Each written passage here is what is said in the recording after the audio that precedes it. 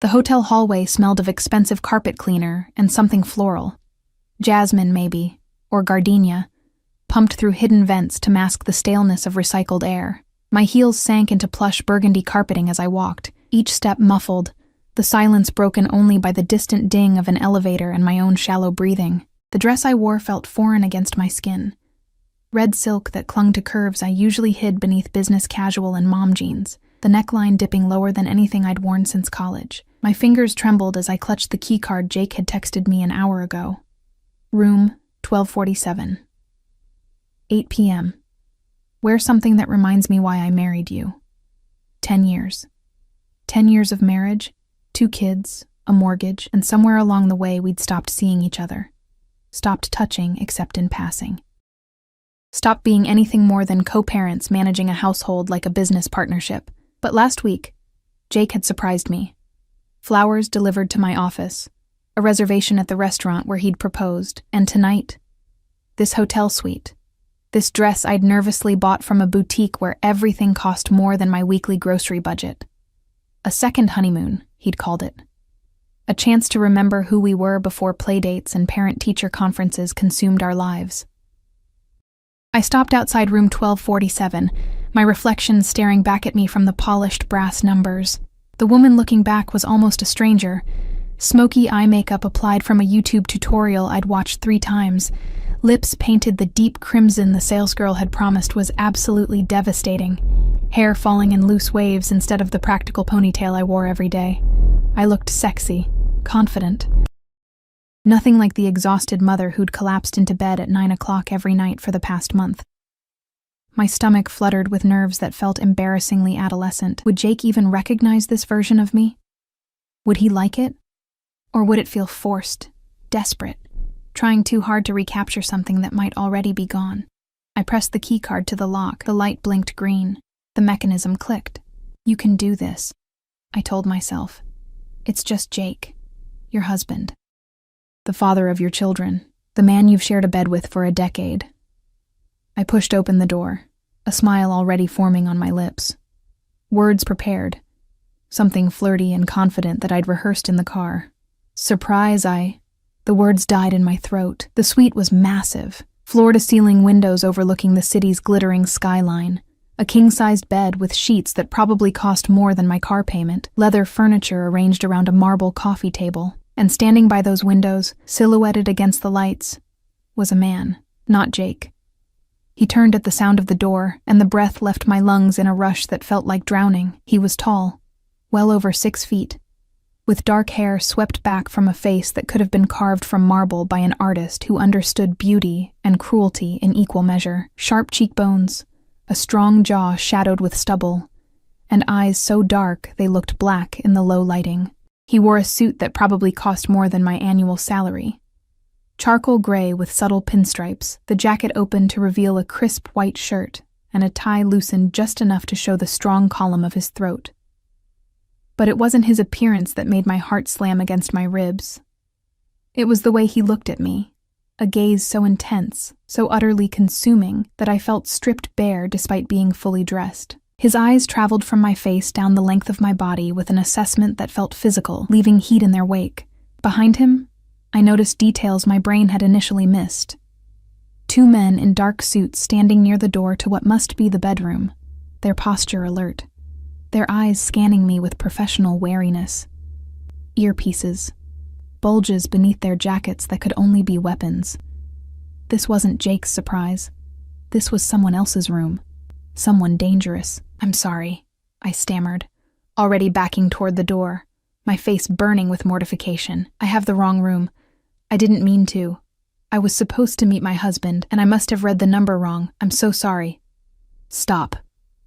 One word, spoken quietly, but with an authority that froze me mid-step. He moved away from the window with a predatory grace that made my mouth go dry.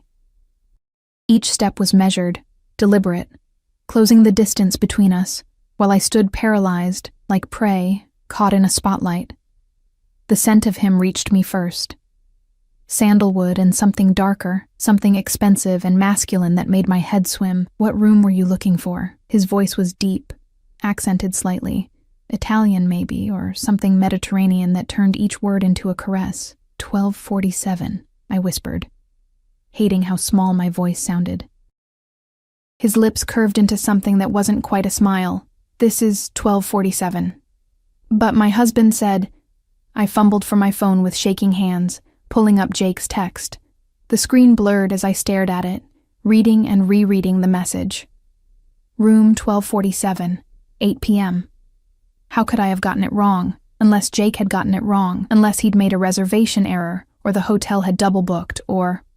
Let me see that.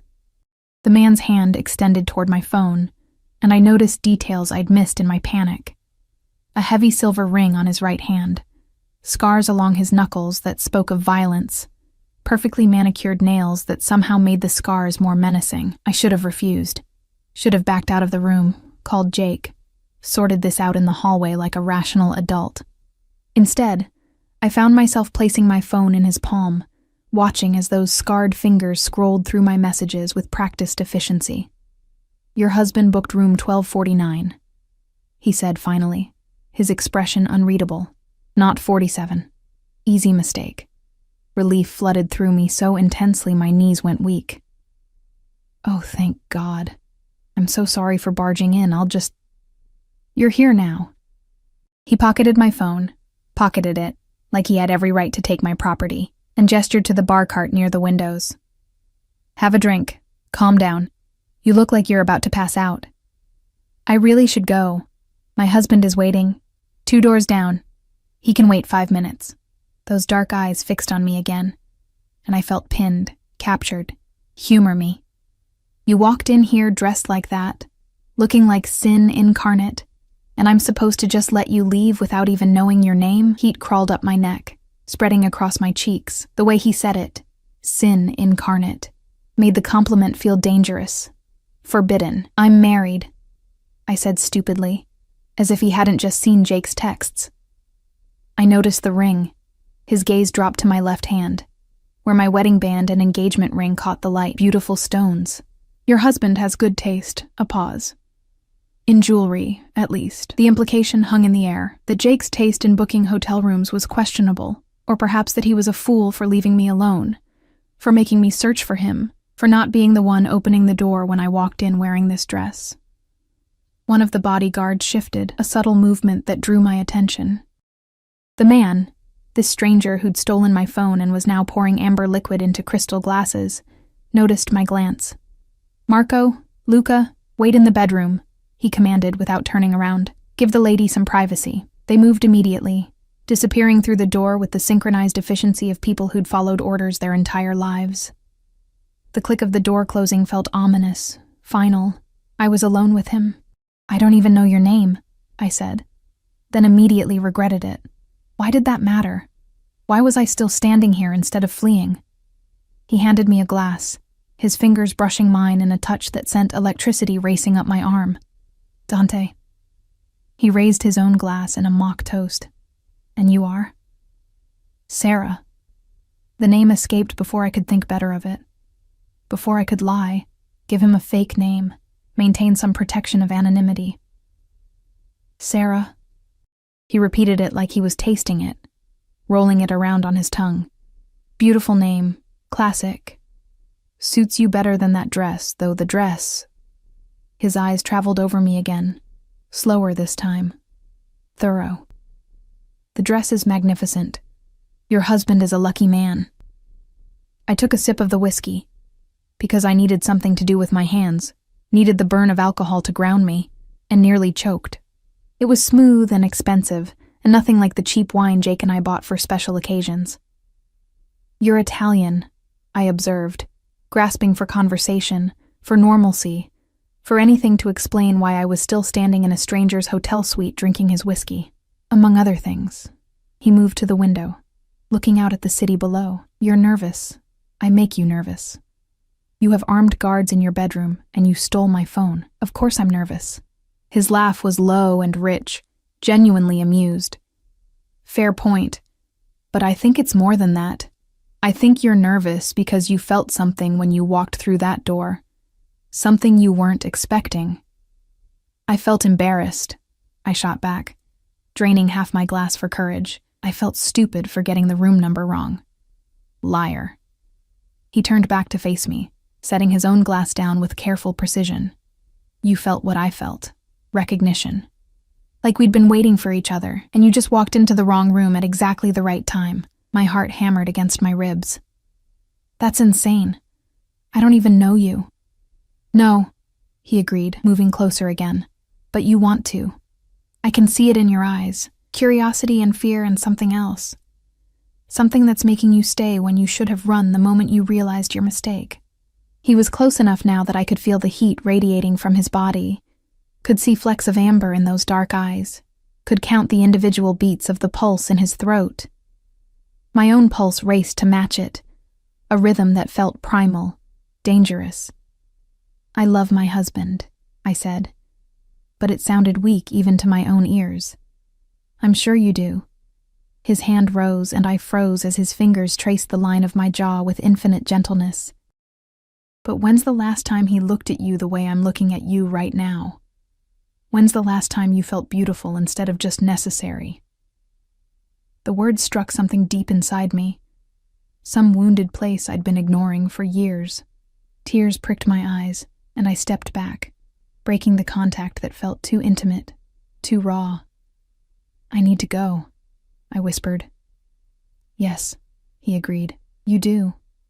Your husband is waiting. Your life is waiting. But before you go...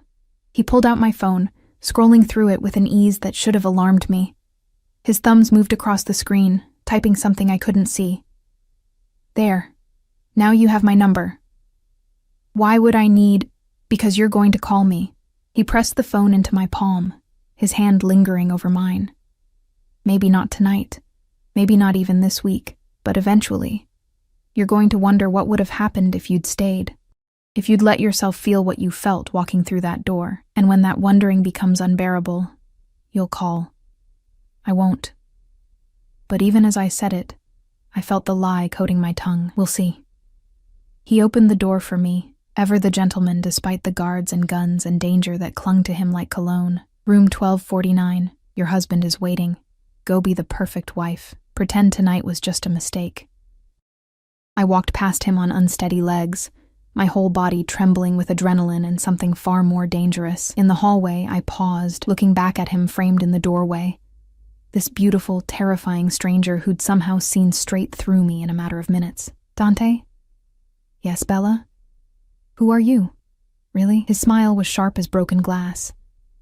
Someone who always gets what he wants. And Sarah?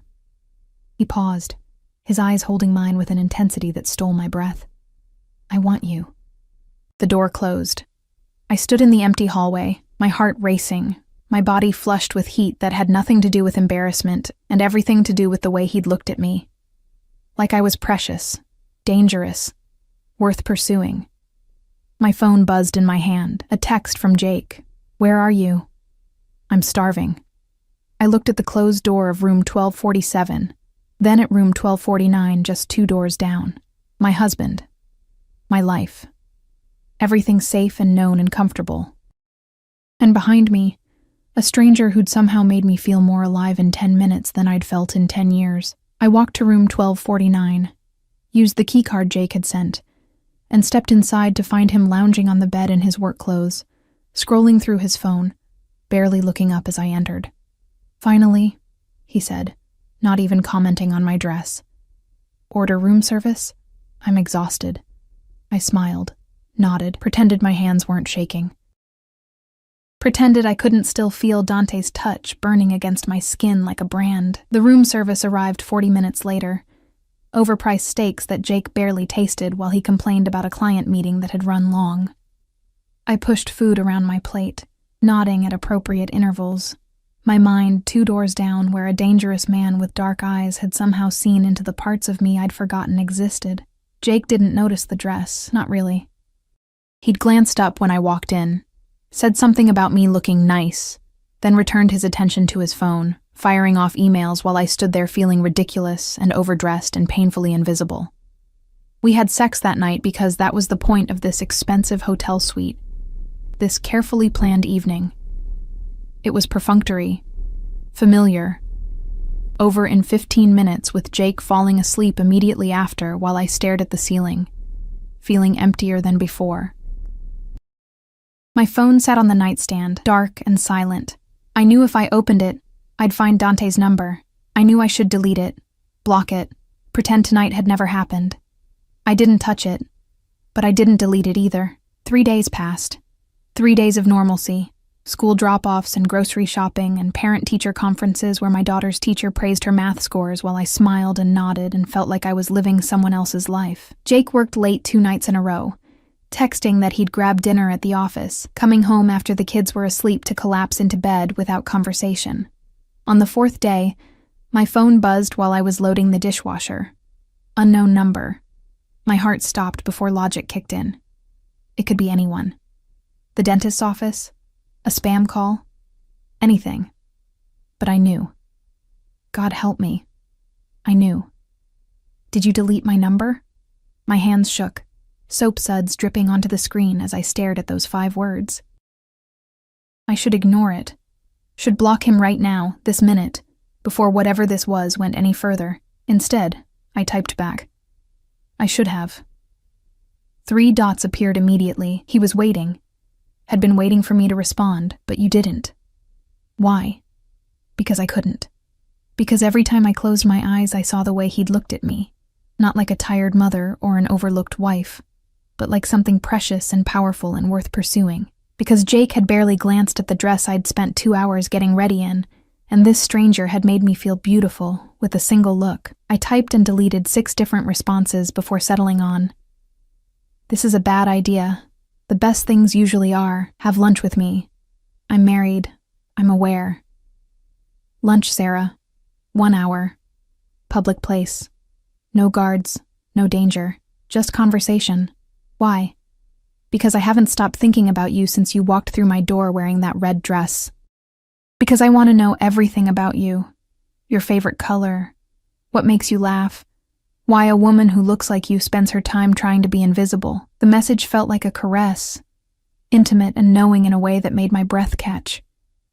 No one had wanted to know those things about me in years.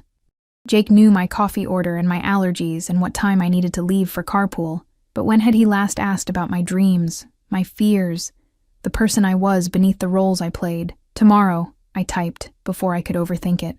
12:30. The cafe on Maple Street. I'll be counting the hours, Bella. I deleted the message thread immediately, my heart racing like I'd committed a crime. Nothing had happened. Nothing would happen. It was just lunch with someone who found me interesting. That wasn't wrong. That wasn't cheating. The lies tasted bitter on my tongue. The cafe was crowded with the lunch rush.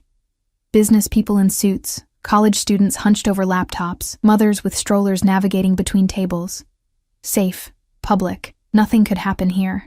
I'd dressed carefully, not the red dress, obviously, but nicer than my usual yoga pants and oversized sweater. Dark jeans that actually fit, a cream-colored blouse, minimal makeup. Casual, but not sloppy. Like I'd made an effort, but not too much of one. Who was I kidding? Every choice had been deliberate, calculated to look effortlessly attractive. Dante arrived exactly on time, and the cafe seemed to shift around him. Conversations paused. Women glanced up from their phones. He commanded attention without trying, his presence filling the space like gravity warping around a star. He wore dark jeans and a black sweater that probably cost more than my mortgage payment, his hair slightly tousled like he'd run his hands through it. No guards that I could see, though I suspected they were nearby, watching from positions I wouldn't notice. His eyes found mine immediately across the crowded room, and that same electric current from the hotel suite sparked to life between us. Sarah. He said my name like a prayer as he approached, not touching me, but standing close enough that I could smell his cologne, that same sandalwood scent that had haunted my dreams. You came. I shouldn't have. But I was already sitting down, already committed. He sat across from me, studying my face with an intensity that should have been uncomfortable, but somehow wasn't. You look beautiful. Different from the hotel, more guarded, but still beautiful. Heat crept up my neck. You don't have to. I never say things I don't mean. He signaled the waitress with a subtle gesture that had her hurrying over immediately. What would you like? I ordered a salad I had no intention of eating. my stomach too twisted with nerves. He ordered espresso and nothing else, his attention never wavering from me. "Tell me about yourself," he said once the waitress left. "The real you, not the version you show the world. There's not much to tell. I'm a wife, a mother. I volunteer at my kids' school." "Those are roles." He leaned forward, his elbows on the table, his focus absolute. "Who is Sarah when no one's watching? What does she want? What does she dream about at 3 a.m. when sleep won't come?" The question pierced something in my chest. When had anyone asked me that? When had I even asked myself? "I don't know anymore," I admitted quietly. "I used to want things, to travel, to write, to feel passionate about something beyond making sure everyone else is happy. But somewhere along the way, I stopped being a person and became just necessary. The one who packs lunches and schedules dentist appointments and keeps everything running. And your husband?" Dante's voice went soft, dangerous. "Does he see you? The real you?" I wanted to defend Jake, to insist he was a good man, a good father. But the words wouldn't come. Because the truth was that Jake saw me the way everyone saw me. As a function, not a person. The wife who managed the household. The mother who solved problems. Never just Sarah. "He loves me," I said instead. "That's not what I asked." Dante's hand moved across the table, his fingers stopping just short of mine, not touching, but close enough that I could feel the heat of his skin. "I asked if he sees you." "No," I whispered. "He doesn't." "Then he's a fool." His pinky finger extended, barely brushing against mine. Such a small touch, meaningless to anyone watching. But it sent fire racing through my veins. "Because I see you, Sarah. I see a woman who's forgotten she's allowed to want things, who's convinced herself that being needed is the same as being valued." Tears pricked my eyes, and I blinked them back furiously. "You don't know me. You don't know anything about my life. I know you walked into that hotel room expecting your husband to see you, really see you, for the first time in years. I know he didn't even comment on your dress. I know you're sitting here with me instead of running, because part of you is desperate for someone to notice you exist. Stop." My voice broke. "Please stop." He did, leaning back, giving me space to breathe. The waitress brought our orders, and I stared at my salad like it held answers. "I'm sorry," Dante said after a long moment. That was too much, too fast. I have a habit of being direct. "It's okay." I forced myself to meet his eyes. "You're not wrong about any of it. But that doesn't change the fact that I'm married. I have children, I have a life. And you're miserable in it. I'm not." But the lie died before it fully formed. "It's not that simple." "It could be." He pulled out his phone, scrolled through something, then showed me the screen. Photos of a villa on the Mediterranean. White stone and blue water, and flowers spilling over terraces. "I own this property in Santorini, empty most of the year. 3 bedrooms, private beach, staff who know how to be invisible." My heart hammered. "Why are you showing me this?" "Because I want to take you there. Want to spend a week watching you remember how to smile without guilt, how to sleep past dawn, how to be Sarah instead of somebody's wife or mother." His eyes held mine. 1 week.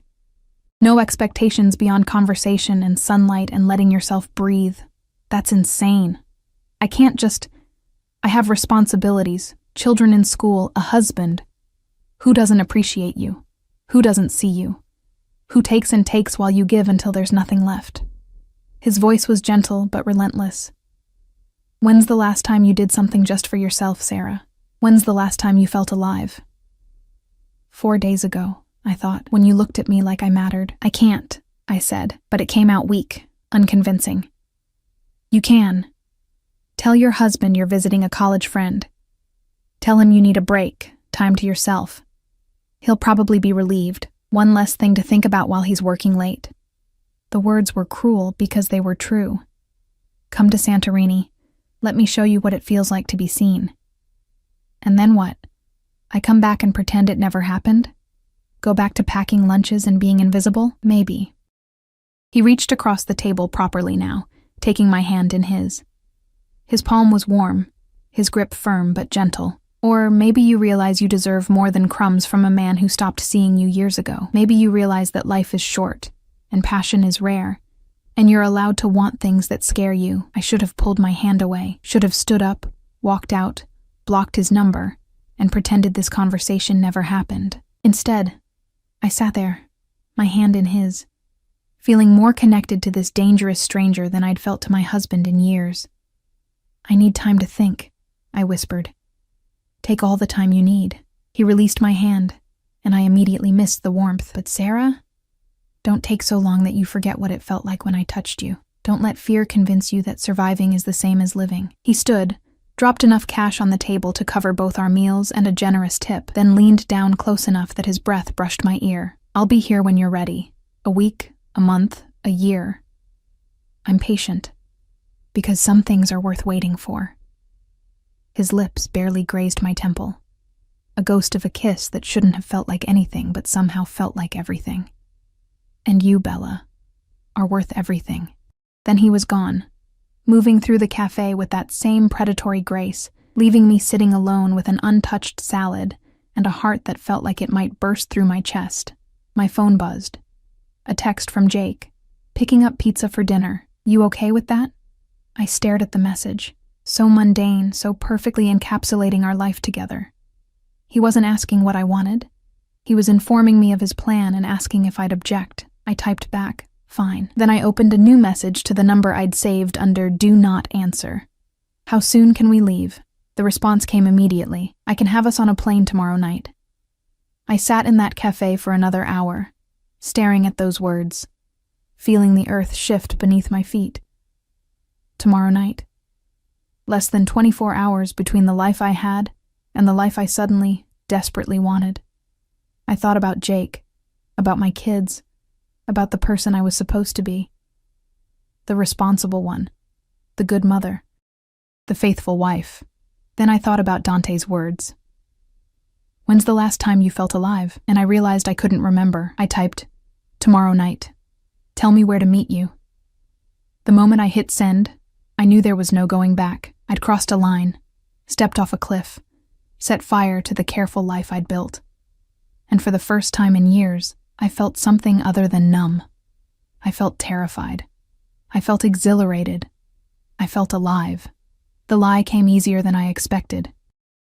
Maybe I'd been practicing it my whole marriage. Small deceptions about forgotten grocery items to explain where the money went. Exaggerated work events to justify being late. Omissions that felt harmless until they accumulated into a marriage built on polite distance rather than truth. "My college roommate is having a crisis," I told Jake over breakfast, my voice steady despite my hammering heart. "Her marriage is falling apart. She needs me to come stay with her for a few days. Help her figure things out." Jake barely looked up from his tablet, scrolling through emails while he ate cereal. "How long?" "A week. Maybe less." "That's a long time." But he didn't sound concerned, just vaguely inconvenienced. "What about the kids? I have that conference in Seattle on Wednesday." "Of course." His first thought wasn't whether I was okay leaving, wasn't curiosity about my friend's crisis.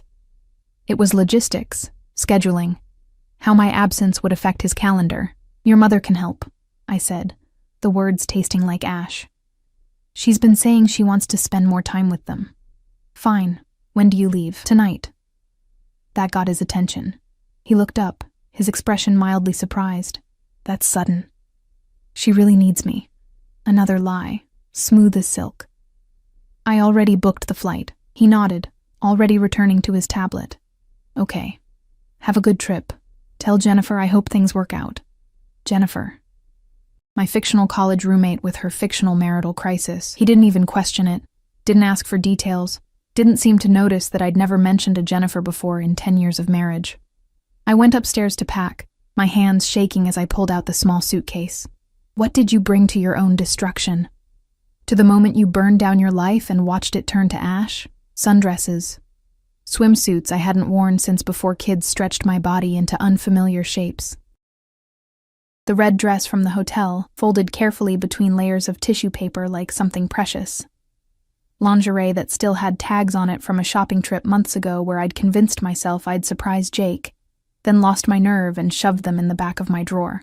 My phone buzzed. Dante's number, though he was saved in my contacts now as Alex Jim in case Jake ever looked. Private airfield, Hangar 7, 8 p.m., Packlight, I'll have anything else you need waiting. Of course he had a private plane. Of course this man who commanded rooms with a glance and had bodyguards and looked at me like I was something rare and precious would have his own jet. I was so far out of my depth, I couldn't even see the surface anymore. What should I tell people if they ask where I'm going? You're visiting a friend. That's all anyone needs to know. Sarah, are you having second thoughts? Was I? Every rational part of my brain screamed yes. Screamed that this was insane, that I was throwing away my marriage and my family and my entire life for a man I'd met once, for a stranger who made me feel things that terrified and thrilled me in equal measure. But another part, a part I'd silenced for so long I'd forgotten it existed, whispered, "When did you stop mattering? When did you become just a supporting character in everyone else's story?" "No second thoughts," I typed. "I'll be there." "Good. Because I've been thinking about you in that red dress for 4 days straight. And if you back out now, I might lose my mind entirely." Heat flooded through me, pooling low in my belly. Jake hadn't thought about me at all, probably. But Dante, dangerous, complicated Dante, had been thinking about me, wanting me, seeing me.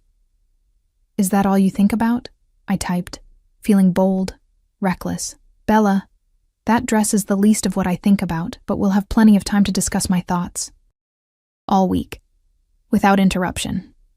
I set the phone down with trembling hands, my face flushed, my body responding to mere words on a screen in a way it hadn't responded to Jake's touch in years. What was I doing? What had I become? The private airfield was 40 minutes outside the city, accessed through a gate with a keypad that Dante had texted me the code for.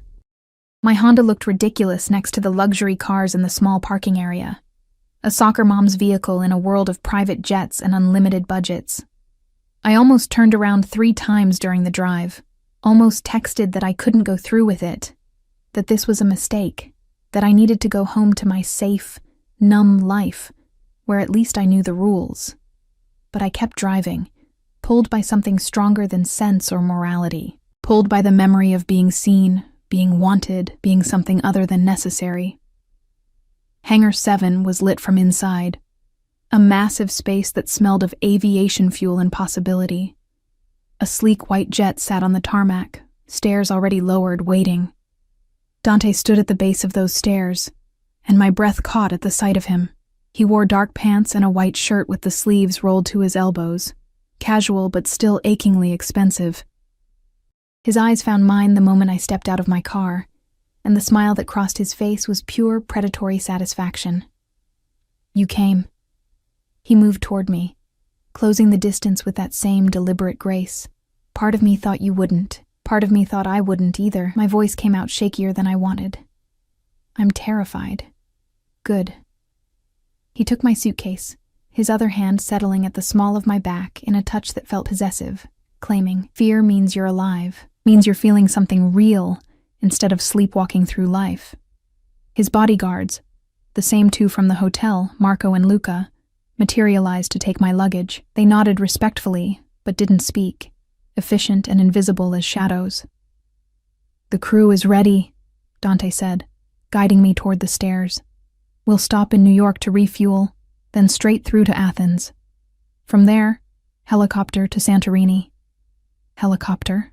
I repeated faintly. "Of course." His laugh was low and warm. "Don't worry, Bella. I'll hold your hand if you're scared of flying." The plane's interior was obscene. Cream leather seats that looked more like sofas, a bedroom visible through a door at the back, ambient lighting that cast everything in a warm golden glow. This was how the other half lived. No, not the other half. The top 1% of 1%, where money was irrelevant because there was always more. "Champagne?" Dante poured 2 glasses from a bottle already chilling, handing me one before I could refuse. "To new beginnings. To temporary insanity," I countered, but I clinked my glass against his anyway. The engines hummed to life, and within minutes we were taxiing. then lifting, the ground falling away beneath us. I watched the city lights grow smaller, watched my life shrink to points of illumination in the darkness, and wondered if I'd ever be able to go back to it. "Tell me about your children," Dante said once we reached cruising altitude. He'd moved to sit across from me, close enough to touch but giving me space. "You never mentioned their names, Emma and Jack, 9 and 7. I pulled out my phone, showing him pictures, school photos where they smiled with missing teeth and messy hair and pure, uncomplicated joy. Emma wants to be a veterinarian. Jack thinks he's going to play professional soccer. They're beautiful." He studied the photos with genuine interest, not the polite acknowledgement most people gave. "They have your eyes, your smile. They're the best thing I ever did." My throat tightened. "Which is why I shouldn't be here. What kind of mother abandons her kids to run off with a man who sees her worth?" His hand covered mine. "You're not abandoning them, Sarah. You're taking 1 week to remember you exist as more than just their mother. That's not selfish. That's survival. You don't understand. I've never left them for more than a night. Never put myself first like this. And that's exactly why you need to." He squeezed my hand. "You can't pour from an empty cup. You can't give them the mother they deserve if you've forgotten who you are beneath that role." I wanted to argue, to defend my choices, to insist I was happy with my life. But sitting in that plane, drinking champagne that probably cost more than my grocery budget, being looked at like I mattered, I couldn't find the words to lie convincingly anymore. "Why me?" I asked instead. "You could have anyone. Women who are younger, more beautiful, unencumbered by marriages and children and stretch marks. Sarah." He leaned forward, his eyes intense. "Do you want to know what I saw when you walked through that hotel room door? A desperate housewife in a too expensive dress? I saw a woman who'd forgotten she was a goddess, who'd been told for so long that she was ordinary that she'd started believing it." His thumb traced circles on my palm. "I saw courage. It takes bravery to try to save a dying marriage. I saw hope in your eyes, and then I saw that hope crumble when you realized you'd made a mistake. And I thought, someone made this magnificent creature believe she wasn't worth seeing." Tears burned down my cheeks. "Stop. Please. I can't. Because I've spent 4 days unable to think about anything but you, about making you smile without guilt, about watching you remember what it feels like to be cherished instead of tolerated."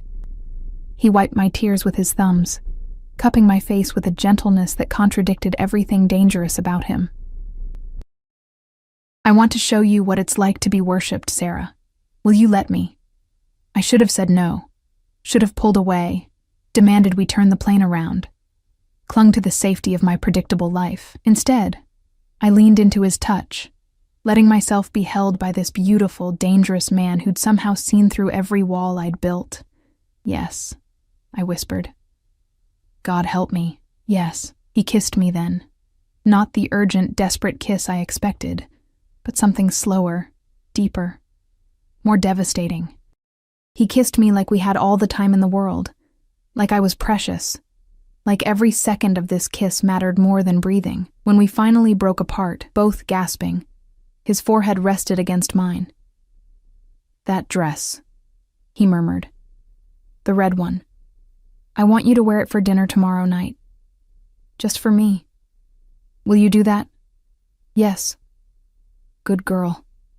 The praise in his voice sent heat pooling through my body. "Now sleep. We have hours before we land, and I want you rested, want you present for everything I have planned." He led me to the bedroom, smaller than I expected, but still luxurious, with a bed that looked impossibly soft. He left me there with a kiss on my forehead, closing the door to give me privacy. I changed into the pajamas I'd packed, crawled beneath sheets that felt like silk, and stared at the ceiling while the plane carried me away from everything I knew toward something terrifying and exhilarating and completely unknown. My phone buzzed. A text from Jake. "Kids are asleep. Mom's here. Have a good trip." 5 words. No I love you, no I'll miss you. Just logistics and dismissal. I turned the phone off, silencing the guilt that tried to claw its way up my throat. Then I closed my eyes and let myself imagine what it would feel like to be worshipped by a man who couldn't stop thinking about me. For the first time in years, I fell asleep smiling. Santorini was a dream rendered in white stone and impossible blue, the kind of beauty that belonged on postcards, not in real life. The villa clung to the cliffside like something organic, terraced gardens spilling down toward a private beach, where turquoise water lapped against golden sand. Everything was pristine, perfect, utterly surreal. I stood on the balcony of my room, my own room, Dante had been careful to point out, respecting boundaries I wasn't sure I wanted anymore, watching the sun climb higher over the Aegean. Behind me, the bed was a tangle of expensive linens I'd barely slept in, too wired with jet lag and anticipation and the surreal reality of where I was and what I'd done. I'd left my husband, left my children, flown across an ocean with a man I barely knew to a place so beautiful it felt fictional. And instead of guilt consuming me, I felt light. Dangerously, recklessly light, like I might float away if I wasn't careful. A knock at the door. "Sarah? Are you awake?" Dante's voice sent shivers racing across my skin. "Come in." He entered carrying a tray, coffee that smelled like heaven, fresh fruit, pastries that were still warm. He'd changed from his travel clothes into linen pants and a white shirt, unbuttoned enough to show his throat, his chest, the edge of what I'd suspected in the hotel. A tattoo that curved across his collarbone. "I thought you might be hungry." He set the tray on the small table near the balcony doors, his eyes traveling over me in my thin pajamas, with an appreciation that made me hyper-aware of my body. "Did you sleep?" "A little. It's so beautiful here I couldn't stop looking." "I know something more beautiful." He moved closer, and I caught that sandalwood scent mixed with the salt air, intoxicating. "You, with sunlight in your hair and that smile on your face. You should smile like that always." "I don't know how anymore. Not without it feeling fake. Then I'll teach you."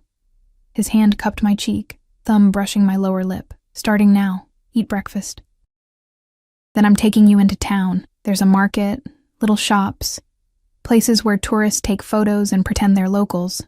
We'll be anonymous there, just two people enjoying a beautiful day.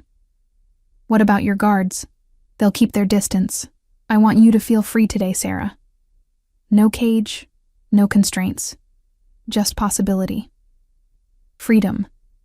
When had I last felt free, not obligated, not responsible, not constantly managing everyone else's needs and expectations? "Okay," I breathed. "Show me." The town was a maze of narrow streets and whitewashed buildings, bougainvillea cascading in violent pinks and purples from every balcony. Tourists clogged the walkways, cameras clicking, voices rising in a dozen languages.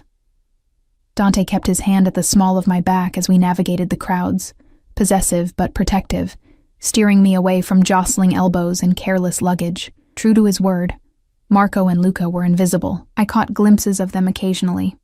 A familiar face in a cafe window, a silhouette on a distant corner. But they maintained their distance, giving us the illusion of privacy. We browsed shops selling handmade jewelry and woven textiles, tourist traps with postcards and magnets emblazoned with Santorini in cheerful letters. Dante bought me things without asking. A delicate silver bracelet, a silk scarf in shades of ocean blue, a small painting of the sunset that the artist promised was original, one of a kind.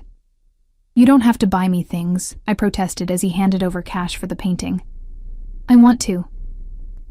He tucked the wrapped canvas under his arm, his other hand finding mine, fingers lacing together like we'd done this 1,000 times. "I want to see you surrounded by beautiful things. Want to spoil you the way you should have been spoiled all along. This feels like a fantasy, like I'm going to wake up in my Honda outside that airfield and realize I never had the courage to get on the plane. If this is a fantasy, then we're both dreaming it." He pulled me into a narrow alley, pressing me gently against the sun-warmed stone, his body a wall of heat in front of me. And I have no intention of waking up. He kissed me there in that alley, with tourists passing by just meters away, with the Mediterranean sun beating down and the smell of grilling meat and fresh bread filling the air. He kissed me like I was oxygen, like he'd been holding his breath since we'd last touched. And I melted into him, letting myself feel everything I'd been suppressing. want, and need, and the desperate hunger for someone to see me as more than a function. When we broke apart, both breathing hard, his eyes were dark with desire barely restrained. "Tonight," he murmured against my lips. "Wear that red dress tonight. Let me see you the way you were meant to be seen." "And then what?" My voice came out husky, unfamiliar. "Then I'm going to worship every inch of you until you remember what it feels like to be cherished." His hand slid down my side, settling on my hip with possessive heat. "Until you understand that you are not ordinary, not forgettable, not someone who deserves to be overlooked. You are extraordinary, Sarah, and I'm going to prove it to you." The villa's dining terrace overlooked the caldera, the setting sun painting everything in shades of gold and rose and burning orange. A table had been set with white linens and candles, wine already breathing in a crystal decanter. The staff had prepared something that smelled divine, garlic and lemon and fresh herbs, before disappearing, leaving us utterly alone. I'd spent an hour getting ready, my hands shaking as I applied makeup, as I slipped into the red dress that had started everything. It fit differently now, not like armor, but like a second skin, something that belonged to me instead of something I was trying to become.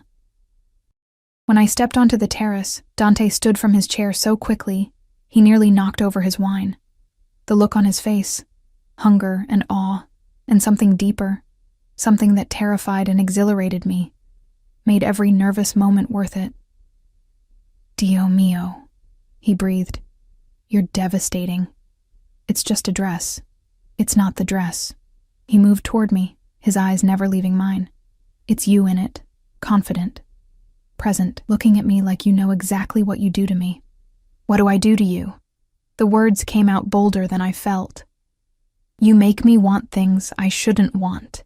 Make me think about keeping you here forever, never letting you leave, building a life where I get to see you smile like this every day." His hand settled on my waist, pulling me against him. "You make me forget every rule I've ever followed about distance and control." "Dante, I know. You're married, you have children, you have a life waiting back home." His jaw clenched. "But for tonight, for this week, you're mine. And I'm going to make sure you never forget it." He kissed me with the same intensity as the alley, but slower now, deeper, taking his time to taste and explore. His hands moved over the silk of my dress, tracing curves, memorizing the shape of me. When his lips traveled down my throat, I gasped, my head falling back, my fingers tangling in his hair. "Inside," I managed. "Please." He lifted me easily, my legs wrapping around his waist as he carried me through the villa to his room, larger than mine, dominated by a massive bed with gauzy curtains that moved in the ocean breeze. He set me down gently, his hands going to the zipper of my dress with reverent slowness. "Tell me to stop," he murmured against my shoulder as the dress fell away. "Tell me this isn't what you want, and I'll walk away. We'll have dinner. Pretend this was just a beautiful evening between friends. Don't stop." I turned to face him, standing in nothing but the lingerie I'd bought months ago and never had the courage to wear. "Please, Dante, don't stop." What happened next was nothing like the perfunctory intimacy I shared with Jake. Dante touched me like I was art, like every curve and imperfection was something to be studied, appreciated, worshipped. He took his time, his hands and mouth mapping every inch of my body, drawing sounds from me I didn't know I could make. "You're so beautiful," he murmured against my skin, his accent thickening with desire. "So responsive. Does your husband know what he has? Does he understand what he's been taking for granted?" "Don't," I gasped, as his mouth found sensitive places that made my back arch. "Don't talk about him. Not now. You're right. He doesn't deserve to be in this room with us." His eyes met mine, dark and intense. "Tonight there's only you and me. Nothing else exists." He made love to me with a focus that was almost overwhelming, his attention never wavering, his touch alternating between gentle and demanding in ways that drove me to the edge of sanity. When I finally shattered, crying out his name, he held me through it, his own control finally breaking as he followed me over that precipice. Afterward, we lay tangled in sheets damp with sweat, the ocean breeze cooling our flushed skin. His fingers traced lazy patterns on my bare shoulder, and I felt more content than I had in years. Maybe ever. "What are you thinking?" he asked quietly. That I should feel guilty, that I should be consumed with shame and regret. I turned to look at him.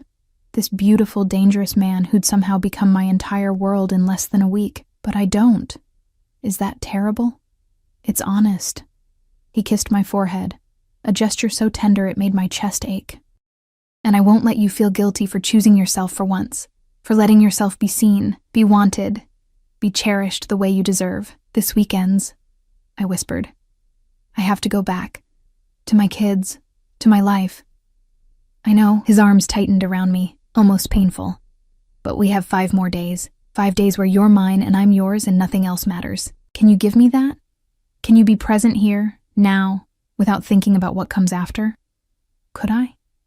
Could I silence the voice in my head that screamed about consequences and responsibilities, and the ruins waiting for me when this fantasy ended?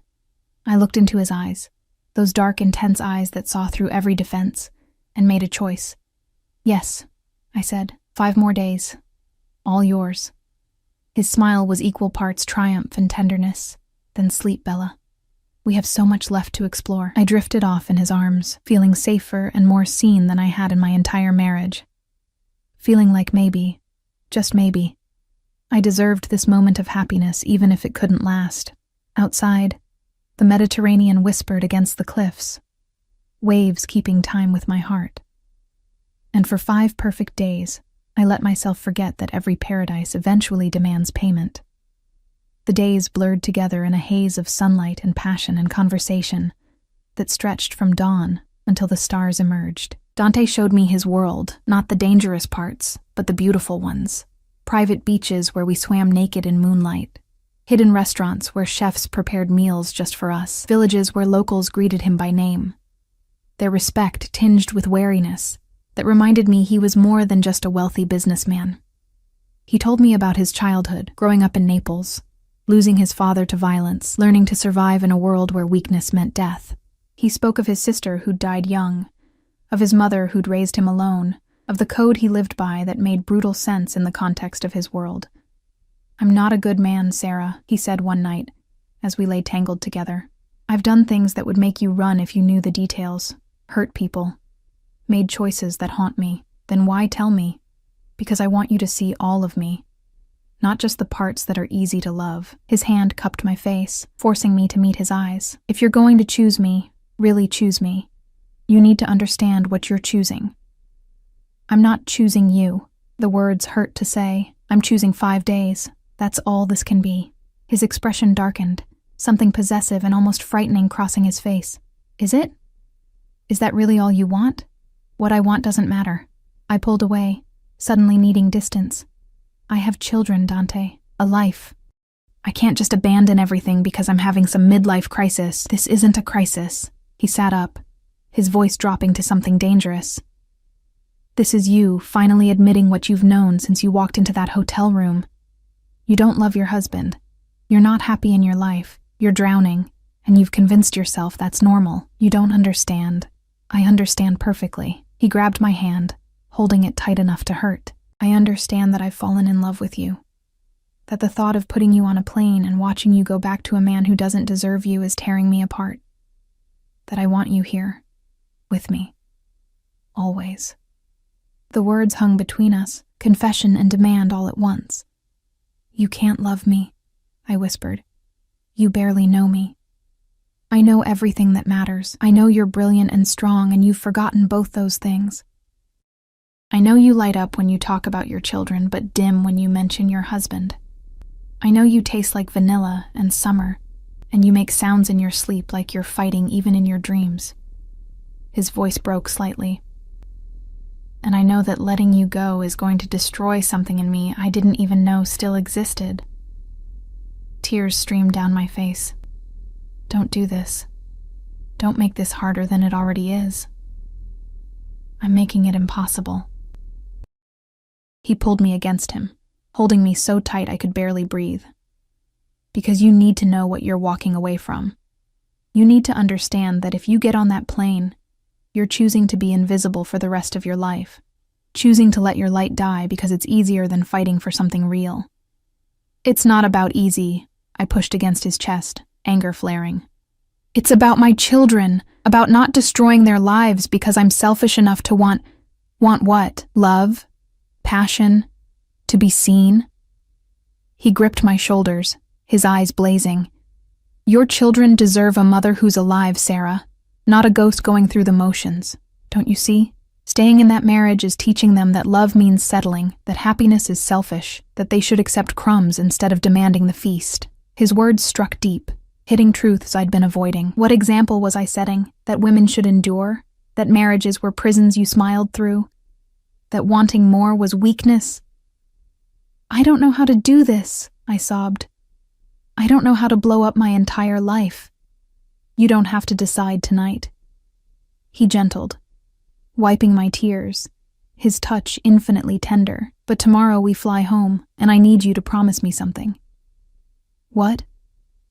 That you won't disappear, that you won't block my number and pretend this never happened, that you'll at least give me the chance to fight for us, even if you're not ready to fight for yourself yet. Dante. Promise me, Sarah. His forehead pressed against mine. Because I meant what I said. I love you. And I don't give up on things I love. I promise, I whispered, because what else could I say? I won't disappear. He kissed me then, desperate and claiming and tinged with the grief of knowing tomorrow everything changed. And I kissed him back, memorizing the taste of him, the feel of his hands on my body, the way he made me feel like I mattered. Tomorrow I'd face consequences. Tomorrow I'd remember my real life.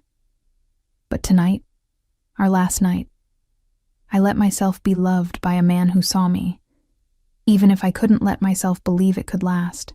The flight home was silent, not the comfortable silence of lovers content in each other's presence, but the heavy quiet of people avoiding the inevitable conversation. Dante held my hand the entire time, his thumb tracing circles on my palm like he could somehow imprint himself on my skin, make me unable to forget. I didn't need the reminder. Every cell in my body had been permanently altered by the past week.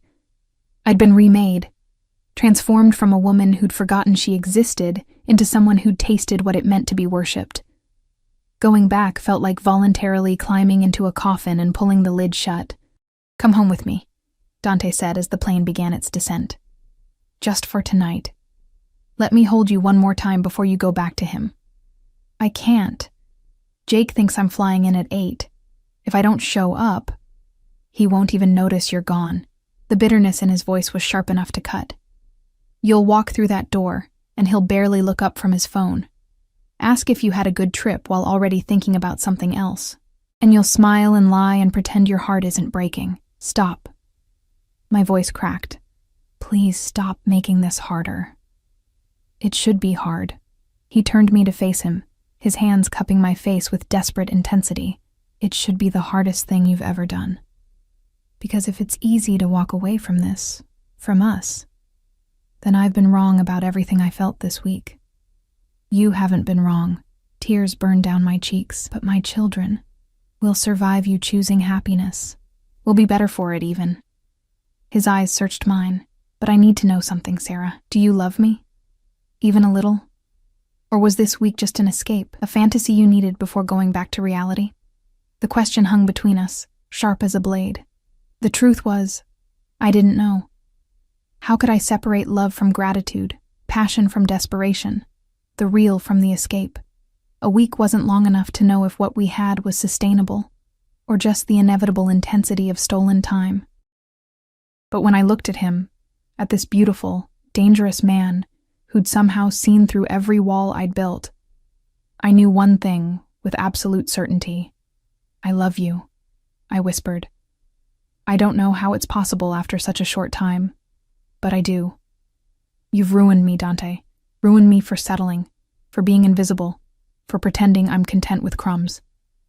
His smile was equal parts joy and agony. Then stay. Leave him. Build a life here with me. And my children. You want me to uproot them? Take them from their father, their school, everything they know? Bring them here. They'll adjust. Children are resilient. No. I pulled away, the distance between us suddenly unbearable. I won't do that to them. Won't make them casualties of my choices. They didn't ask for any of this. So what then? His voice turned cold, protective walls slamming into place. You go back to your loveless marriage and we what? Have an affair? Meet in hotel rooms and lie to everyone? Is that what you want? I don't know what I want. The words burst out, raw and honest. I want you. I want my children. I want to not feel like choosing one means destroying the other, but I don't get to have everything, Dante. That's not how life works. It could be. He grabbed my hands, holding them so tight it almost hurt. Divorce him. Take the kids. I'll support you, protect you, give you everything you need while you figure out your next steps. You don't have to do this alone. And then what? I become your kept woman? Live in your world of violence and danger? Expose my children to... I stopped, seeing his expression darken. To what? A man who loves their mother? Who would protect them with his life? Who could give them opportunities your husband's mediocre salary never will? His jaw clenched. I'm not asking you to join the Mafia, Sarah. I'm asking you to choose yourself for once. To choose us. The plane touched down with a jolt that felt symbolic. Time's up. Fantasy over. Reality waiting like a prison sentence. I need time, I said quietly. Time to think. To figure out what's best for everyone. Time to talk yourself out of this. Time to convince yourself that surviving is the same as living. He stood, buttoning his jacket with sharp, angry movements. Fine. Take your time. But know this. I meant every word I said. I love you. And when you're ready to stop being a coward, I'll be waiting. The words stung like a slap. That's not fair. None of this is fair. He looked at me with eyes full of pain and fury. What's not fair is watching you choose obligation over happiness. What's not fair is loving you enough to let you go even though it's killing me. He walked away without another word, disappearing into the front of the plane where Marco and Luca waited, leaving me alone with my suitcase full of silk dresses and my heart in pieces. Jake picked me up from the airport. He was late, stuck in traffic, he said, barely apologizing, and spent the drive home talking about his Seattle conference. He didn't ask about my trip. Didn't comment on how I looked different. Didn't seem to notice I could barely speak through the grief lodged in my throat. The house looked exactly as I'd left it. Toys scattered in the living room, dishes in the sink, the comfortable chaos of a family home. Emma and Jack were already in bed, sleeping peacefully while my mother-in-law dozed on the couch watching television. Thanks for doing this, Mom, Jake said, gently waking her. The kids weren't too much trouble. They were angels. Emma made honor roll again. Jack scored 2 goals at his soccer game. She smiled at me. You look rested, Sarah. The trip was good for you. It was, I managed. Thanks for staying with them. After she left, Jake went straight to bed, mumbling about an early meeting. I stood in the hallway outside my children's rooms, listening to their soft breathing, and felt something break inside me. I'd abandoned them.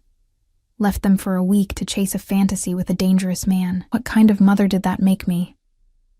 But another voice whispered, what kind of mother teaches them that women should accept being invisible? I crawled into Emma's bed, curling around her small body, breathing in her little girl's scent of strawberry shampoo and sunshine. She stirred, half waking. Mommy? You're back. I'm back, baby. I missed you so much. Did you have fun with your friend? The lie tasted like poison. I did. But I'm happy to be home with you. She snuggled closer, already drifting back to sleep. I love you, Mommy. I love you too, sweetheart, more than anything. And it was true. I loved them more than anything, more than Dante, more than passion, more than the woman I'd discovered in Santorini.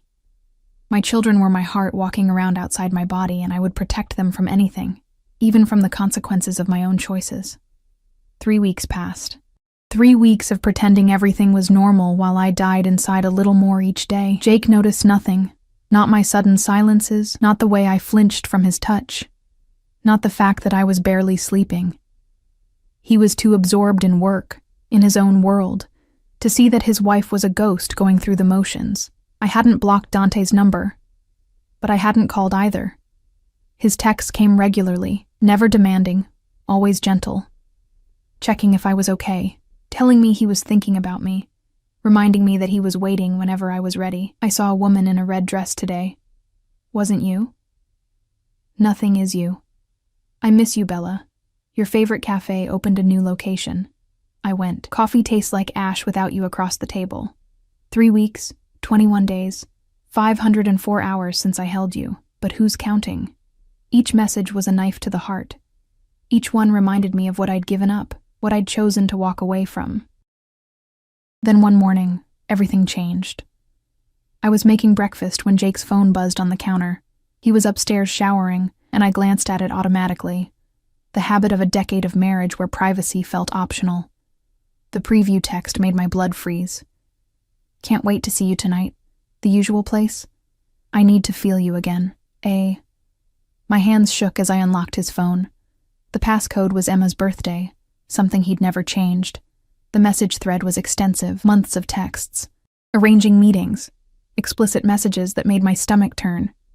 Photos I couldn't unsee. Amanda. His assistant.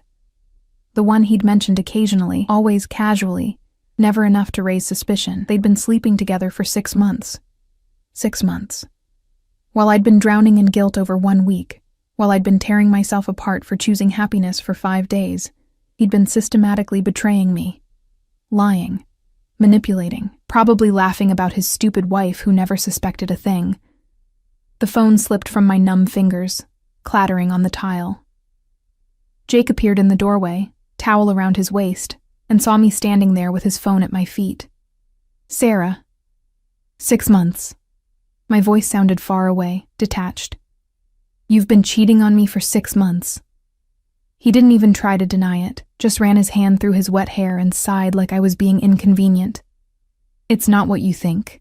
What I think is that you're a cheating bastard who's been making me feel guilty for wanting to be seen while you were fucking your assistant in hotel rooms. Don't be dramatic. It's just sex. It doesn't mean anything. It means everything. The words exploded from me, years of suppressed rage finally breaking free. It means you've been lying to me. Using me. Taking everything I give while giving nothing back. It means this marriage is a sham and has been for years. So what do you want to do? He crossed his arms, defensive. Get divorced?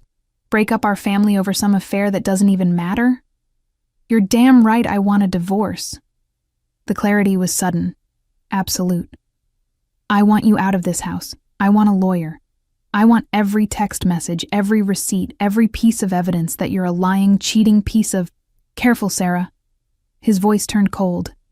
You want to play that game? What about your trip 3 weeks ago? Think I didn't notice how you came back different? How you've been walking around like someone died? You think I'm stupid enough to believe you were really visiting some college friend? My heart stopped. What are you talking about? I'm talking about the private plane that flew out of the executive airport the night you left. The flight plan that showed Athens as the destination. The credit card I found in your purse from some boutique in Santorini. His smile was cruel. Who is he, Sarah? How long have you been whoring yourself out while I've been working to support this family? The hypocrisy was staggering. You're calling me a whore? You've been cheating for 6 months. And you cheated for a week. In Greece. With some rich asshole who probably has a wife and kids of his own. He stepped closer, menacing. So here's what's going to happen. We're going to forget about this, both of us. We're going to stay married for the kids' sake, and we're going to stop asking questions we don't want answers to. Understood? No. The word came out strong, certain. I'm done pretending, done being invisible, done teaching our children that this is what marriage looks like. You leave me, Sarah, and I'll make sure you never see those kids again. I'll paint you as an unfit mother who abandoned her family to sleep with criminals. Criminals. I laughed, the sound slightly unhinged. How did you... I had you followed, had someone look into your boyfriend. Dominic Caruso, known Mafia connections, multiple properties used for money laundering, suspected involvement in organized crime. Jake's expression was triumphant. Think any judge is going to give you custody when they find out you exposed our children to that world? The room spun. He'd had me followed, investigated Dante, known everything, and said nothing. keeping it as ammunition for exactly this moment. You bastard. Maybe. But I'm a bastard who's going to win, so sit down, shut up, and accept that your little vacation is over. This is your life, Sarah. Better learn to make peace with it. He walked away, leaving me standing in the kitchen with my shattered marriage, and my chest so tight I couldn't breathe. But this time, I didn't crumble. This time, I didn't accept his ultimatum and swallow my rage. This time, I pulled out my phone and called the one person who'd promised to fight for me. Dante answered on the first ring. Sarah, I need your help. My voice shook, but held. He knows about us. He's threatening to take my kids. And I can't do this alone anymore. You're not alone. His voice was steel wrapped in velvet. Give me the address. I'm coming to get you. Dante, he had us investigated. He knows everything. Your connections, your business. Good. Something dark and satisfied laced his tone. Then he knows exactly who he's threatening. He knows what happens to people who try to hurt what's mine. And you, Bella, you and those children, are mine to protect now. I'm scared. I know. But I'm not going to let him destroy you. Not today. Not ever. I heard movement in the background. Him already moving. Already planning. Pack a bag for you and the kids. Essential documents. Birth certificates, passports, anything important. Can you do that? Yes. Good girl. I'll be there in an hour. And Sarah? He paused. This ends today. All of it. The lying, the threats, the fear. Today you start fighting back. Are you ready? I thought about Emma and Jack sleeping upstairs. About the life I'd been living, the example I'd been setting. About the woman I'd discovered in Santorini who'd been buried under years of obligation and invisibility. I'm ready. Then I'm coming for you. Hold on just a little longer. Dante arrived with a lawyer. Not just any lawyer. A woman in her 50s who radiated competence and controlled fury as she listened to my story, reviewed Jake's texts, took notes with mechanical precision. He's already violated multiple laws, she said calmly. Having you followed without consent, threatening to use illegally obtained information in custody proceedings, coercion. We'll file for emergency custody and a restraining order this afternoon. By tomorrow, he won't be allowed within 100 feet of you or the children. But he said, judges won't give custody to someone involved with... I glanced at Dante, unable to finish. Mr. Caruso has never been convicted of any crime, the lawyer said smoothly. His business dealings, while perhaps morally gray, are entirely legal. Your husband's infidelity, however, is well documented. His threats constitute domestic abuse. Trust me. You're in a much stronger position than he led you to believe. Jake came home to find Dante sitting in his living room, like an avenging angel dressed in Armani. The color drained from his face when he saw Marco and Luca flanking the doors, when he saw the lawyer with her paperwork spread across his coffee table. What the hell is this? Sarah, what did you do? I stopped letting you control me. My voice was steady, strong. I'm filing for divorce, emergency custody, and if you even think about retaliating, about trying to hurt me, or use our children as weapons, you'll discover exactly why threatening someone under Dominic Caruso's protection is a very, very bad idea. Dante stood, and the temperature in the room dropped 20 degrees. She's done being intimidated by you. Done accepting crumbs while you take everything, but I want to be very clear about something. He moved into Jake's space, close enough that my husband stumbled backward. Those children upstairs? They're under my protection now. Their mother is under my protection. You attempt to use illegal surveillance. You threaten custody. You so much as look at them wrong. I will bury you. Legally, financially, and if necessary, physically. Do we understand each other? Jake's face had gone gray. You're threatening me? In my own house? I'm promising you. Dante's smile was terrifying. Your affair partner, Amanda? She's been contacted by my lawyers. She's willing to testify about your relationship, about how you used company resources for your trysts, about how you've been embezzling to pay for your hotels and gifts. Your choice. Accept the divorce terms my lawyer presents, or face criminal charges on top of losing everything. You can't. I already did. Dante turned back to me, his expression softening. Sarah, get the kids. We're leaving. I ran upstairs, my heart pounding. Emma and Jack were coloring in Emma's room, blissfully unaware of the war being waged below. "Pack a bag, guys. We're going on an adventure." "Where?" Jack asked, excited. "Somewhere safe, somewhere fun. Trust me?" They nodded, and I helped them pack stuffed animals and favorite toys and clothes for a few days. When we came downstairs, Jake was sitting on the couch, his face buried in his hands, the lawyer calmly explaining exactly how much his life was about to change.